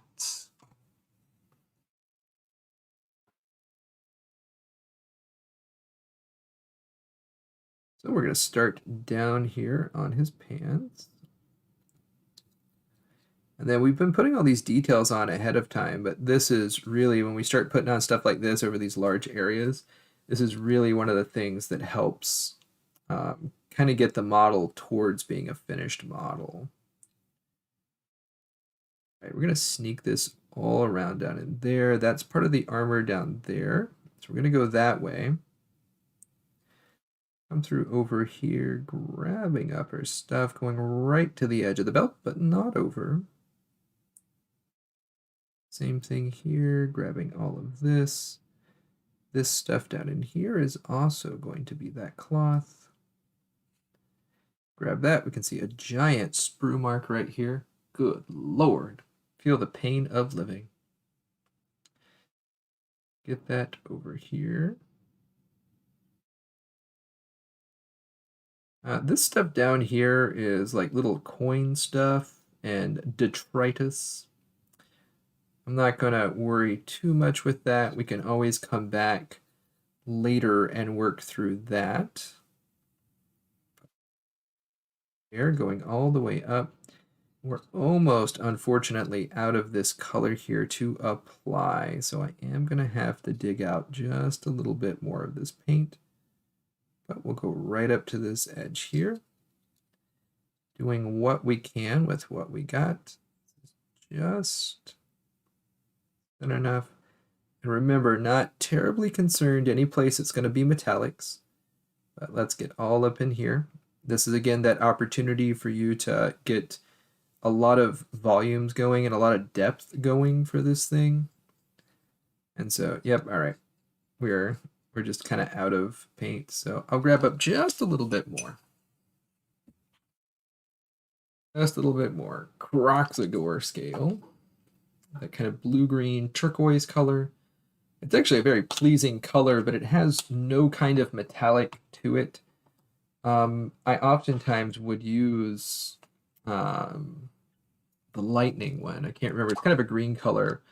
But some of these contrasts really lend themselves to going over metals and pretending to be metallics.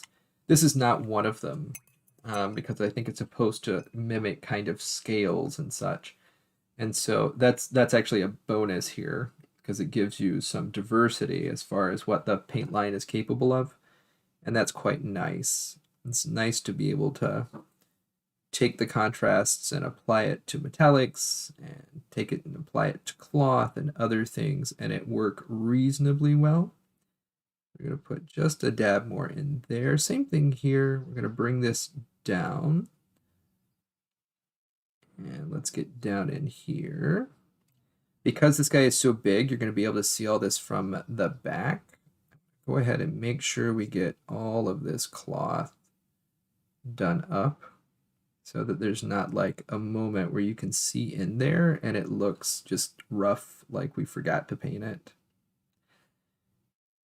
Because of that, we'll make sure to catch those sides.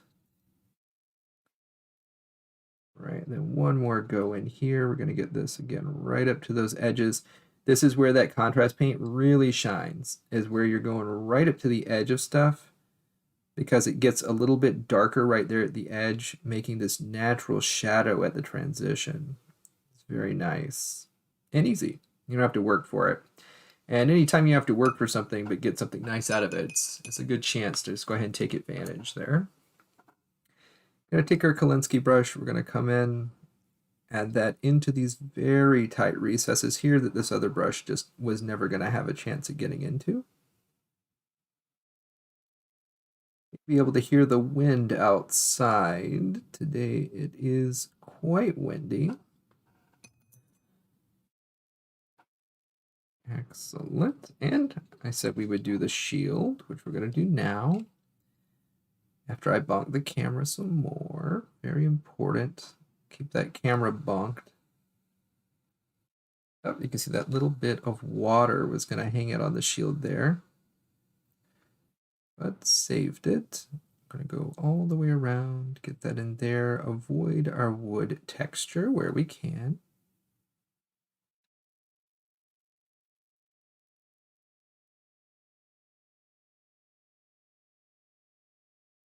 Right up to the edge. I'm not too worried about these areas here though, because those areas are going to get true metallic. So I'm not terribly worried about what that's going to look like. Don't want to go crazy in there though, because it makes it difficult to kind of see where those metallics need to end up.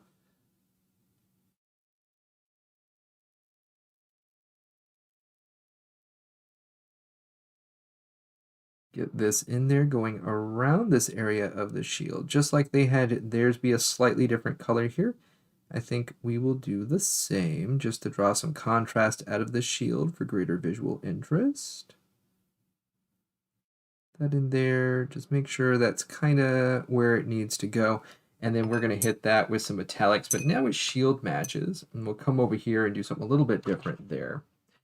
And in these last about 10 minutes that I have, you know, we might let this guy wait here. In fact, I'm actually going to take off this chunk right here of sprue that someone left on, for shame. All right, that's removed. And since this is our main guy, now again, I probably should have looked at this and said, well, they need to fill in that gap right there, and taken some milliput or some gap filler and gone in there. I did not do that. So that is what it is. There's no way to fix that now. So only regrets. We did fix this little piece on the cape though, so that's nice. But let's take a look at where we got in about 2 hours. It started just a hair early today. And so I am okay here calling it just a little bit before time. That way I can get to the store and relieve Mr. Brandon, so he can get to his meeting. So let's take a look. Started from a prime here with Vallejo paints mostly, although we also used some Wraithbone by Citadel. We worked on our interior colors, so the bits and pieces that are down into the model. We want to start from the deepest parts of the model and work our way out. And for these guys, there's a lot of skin, so we'll be doing skin next on these guys. Here we had, instead of skin, we had these cloth parts that are deep down in there. And now next, we're going to be doing metallics on these guys and the ground. So we'll work out how we want the ground to work as well. Make sure I didn't take that off there. But this is what that amount of time is going to get you. And because we did a lot of work with those rattle cans ahead of time, we have a lot of visual interest and contrast, volumetric highlights, shadows built into these models. And so they look reasonably good right off the bat, having those neat shadows and those different colors to work from. And oftentimes people ask me kind of what my process is, and I would have had a very similar process with this model if I had been doing it in traditional paints. I would have used the same underpainting method for these undercolors to get my shadows to have some color to them. Either warm or cool shadows is great to add to your model. And then these I would have just gone through, and instead of this like one step of toss on your contrast paints, there would have been multiple steps of base coating, then highlighting that to the midpoint, then bringing it back down with your shade, then coming back with your mid, and then a highlight. So probably a 5-step process versus the single step. And I still might come back through and give these just a little bit of a highlight with kind of the base colors that are on there, what they should be. So I would take a leather color, maybe a red brown, and go through on this. If I wanted to increase the shades, I could do that. Or if I wanted to actually come through and make that the highlight, I could add a cream color to that, and then I could desaturate it into a highlight color, and I could bring that back on top, as well as taking maybe a dry brush to this and adding additional detail very, very quickly, depending on how fast I wanted to take it. I might also take some additional time to work on these main guys. So these kind of leader characters might get a little bit of extra time, whereas these more minion-y characters might not. They might have to wait a little bit longer. But as long as there are no questions in the chat, I am going to call the stream here at about 3 till. Then I'll get a snack and head on in, because it is, of course, Warhammer Wednesday. One of the last, I believe second to last, Warhammer Crusades on Wednesday before we flip everything over starting up next month. And so this is going to be fun. We'll have a bunch of people out. So if you're in the area in Midland, Michigan, looking for a place to play some Warhammer, we definitely have it for you at our store at 4011 Jefferson Avenue here in Midland, Michigan, 48640. That's going to be at 5:30 is when it starts, and that is Crusade. You can bring up a 500 or 1,000 points, 25 or 50 power force for you to come play, and we'll be here waiting on you. So, without any further ado, hopefully you will join me again next week, same time, same place, 12 o'clock on Wednesday for another 2-hour stream from the Modern Explorers Guild Workbench. Thank you, folks. Have a great day. Hopefully I'll see you here next time.